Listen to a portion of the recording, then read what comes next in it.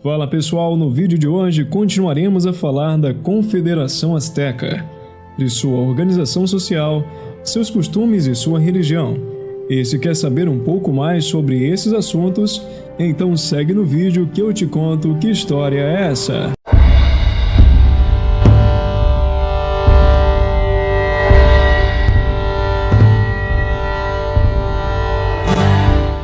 Quer conhecer mais sobre mim e sobre o trabalho do Que História é Essa? Nos acompanhe também em nossa comunidade do Sparkle, onde você também encontrará vídeos exclusivos como a historiosidade da Bíblia, a maldição de Tutankhamon. Então baixe o aplicativo e não perca nenhuma novidade. É conteúdo gratuito e de qualidade para você. Não esqueça também de deixar a sua inscrição e curtida. Uma pequena contribuição por estarmos trabalhando bastante para construir junto com vocês a história da humanidade. Então, bora para a história. A base dessa sociedade era o modo de produção tributária, em que cada província pagava para a capital uma série de tributos agrícolas que variavam de acordo com o que cada comunidade produzia. Tudo pertencia ao Estado. Não existia propriedade privada, a não ser pelos governantes das províncias, e ainda assim essa propriedade era cedida pelo Estado, que poderia tomá-la a qualquer momento. A hierarquia social desse povo era encabeçada pelo Tlatoiani, uma espécie de imperador que tinha como assessores diretos 4 subordinados, militares de confiança que se destacavam nas guerras, sendo que normalmente eram parentes de Tlatoiani. Esses cargos de confiança eram encarados como uma recompensa da divindade Huitzilopochtli, o deus da guerra. Afinal, em uma sociedade que vivia de pilhagens e dos tributos pagos por outros povos, um bom desempenho militar era o melhor caminho para uma ascensão social. Em seguida vinham os Tecubitli, das 38 províncias, uma espécie de governadores que deveriam representar a comunidade junto aos líderes astecas.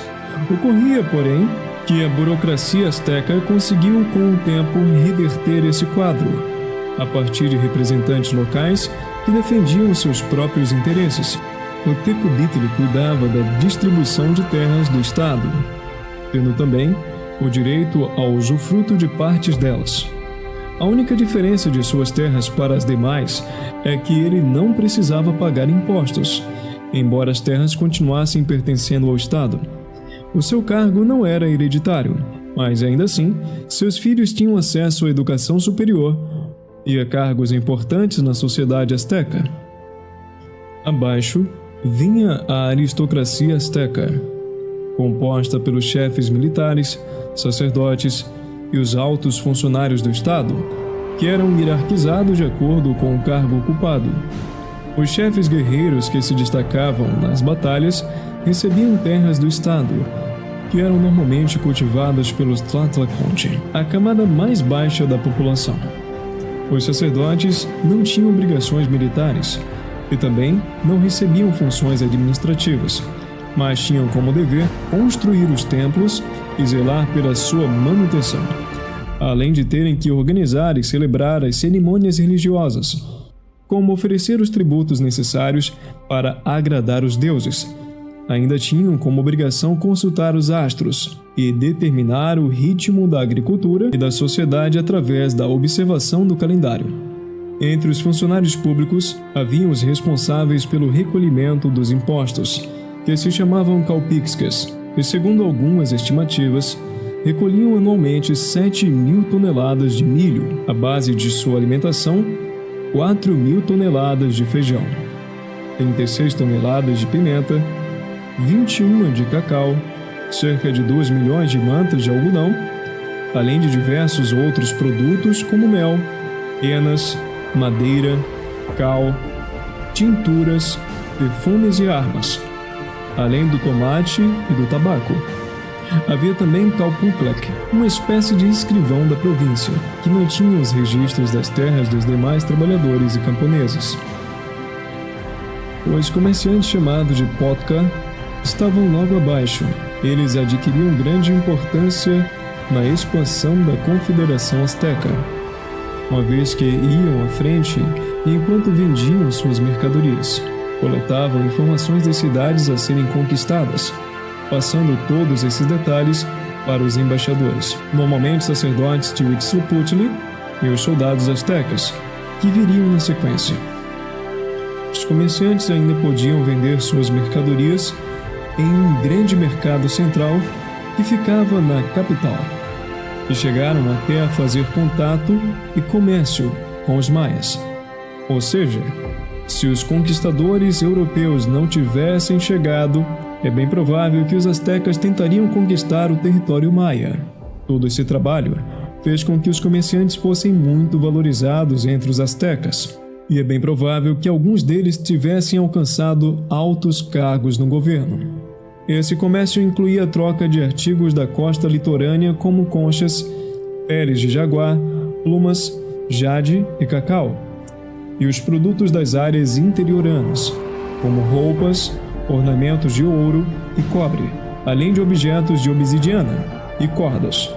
Como a capital asteca ficava em um lago, os astecas construíam diversas ilhas artificiais de lodo e galho que eram altamente produtivas.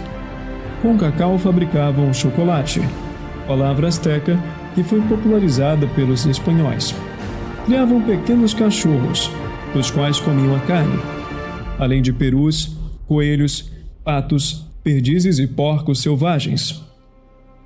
Abaixo vinham os camponeses, cujo trabalho sofria um rígido controle asteca, uma vez que a economia girava em torno de seu trabalho.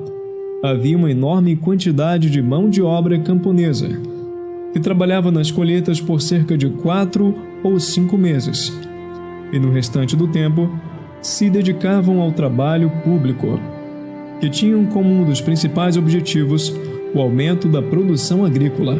Estima-se que apenas no Vale do México, essa agricultura, principalmente do milho, chegou a sustentar cerca de 25 milhões de pessoas.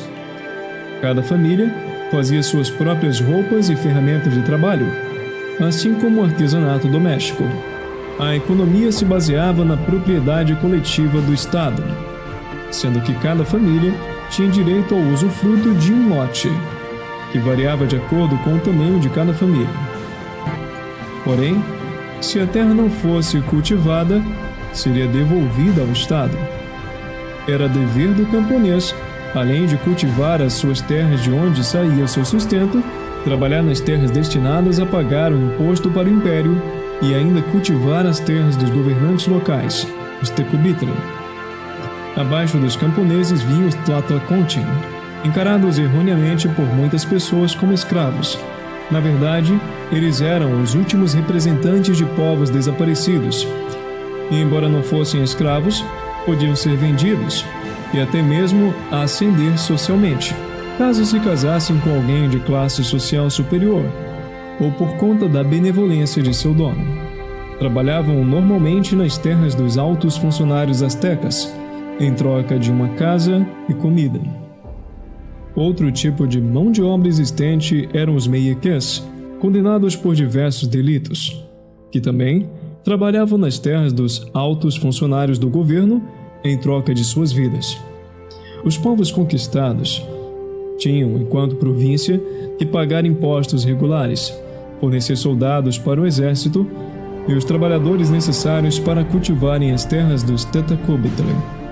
Também tinham de obedecer às leis astecas, e sob nenhuma circunstância podiam se aliar com alguma nação estrangeira. Os impostos variavam muito de acordo com cada civilização conquistada e da maneira como cada conquista se deu.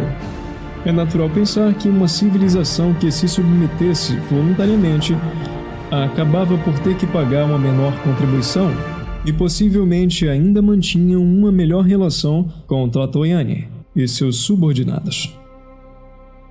A estrutura familiar era defendida pelas leis astecas, sendo o adultério punido com a morte na forca. O divórcio era aceito, mas era proibido o casamento entre pessoas divorciadas. Também era proibido que homens usassem roupas de mulheres e vice-versa, o que significava que em algum momento essa prática era comum. Também o aborto e o infanticídio era punido com morte. devido a guerras constantes. Haviam períodos em que faltavam homens, motivo pelo qual a poligamia, ou seja, um homem com 2 ou mais mulheres, era permitido. O papel da mulher, como já era de se esperar, era inferior ao do homem. Porém, ela tinha alguns direitos garantidos por lei. O casamento dentro de uma mesma família também era proibido. A educação era voltada às necessidades do império, aos mais variados cargos de sua estrutura e dominação, ou seja, os astecas formavam toda a mão de obra que precisavam, uma lição que países atuais como o Brasil, infelizmente, ainda não aprenderam.